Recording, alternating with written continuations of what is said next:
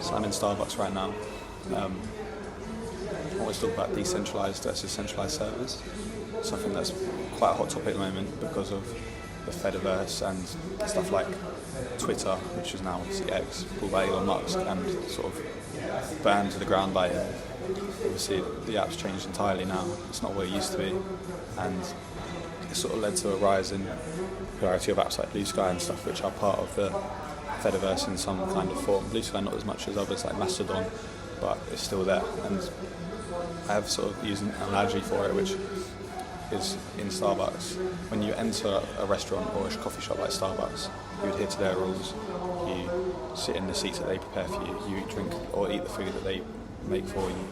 They choose what's on the walls. They choose what the seats are made out of, what the food is made out of. And that sort of summarises centralised servers. So when you go into Instagram, it's the same thing. You follow their rules, use their tools and stuff like that. And I think that decentralised servers have such an attraction because it means that you control what you see, you control your data, you control who sees your data, you control if the app changes, doesn't affect you and your data.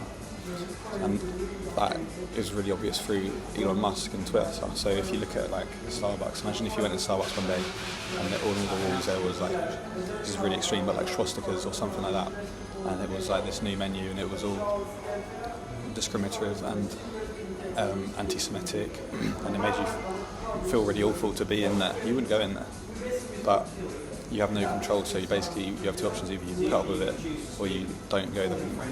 And that's how it was with Twitter. But with the Fediverse, you can control sort of how you are with these people and these sites. So if you want to detach yourself, you can. And I think that's a really, really good thing.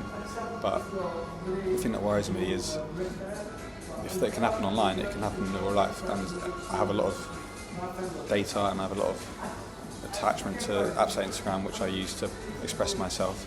And if they started to change for the bad, I would lose out on a lot of memories, stuff like that. So already I'm starting to move away from them. Every single Instagram post I've ever produced, I've now saved to my own phone. All of the archived stories and stuff like that, I save to my own phone. And I'm going to go through the process of saving videos from Instagram that my friends have sent me that I have an attachment to, because I'm worried about where these apps are going to go in the future and how I can't control them. So all in all, I'm just worried about the future of centralised servers, and I think that in the future decentralised servers are definitely going to be much more popular, and I'm mostly looking forward to that. It makes it more difficult to find this information, but overall I think that it may be a little bit more complicated to sign up and join these conversations, but the conversations you do have and the places you have them will be much more comfortable and much more tailored to your own desires and more secure as well, which is something that a lot of people are getting more and more aware of, especially after what happened with Elon Musk and Twitter. I think it was last year.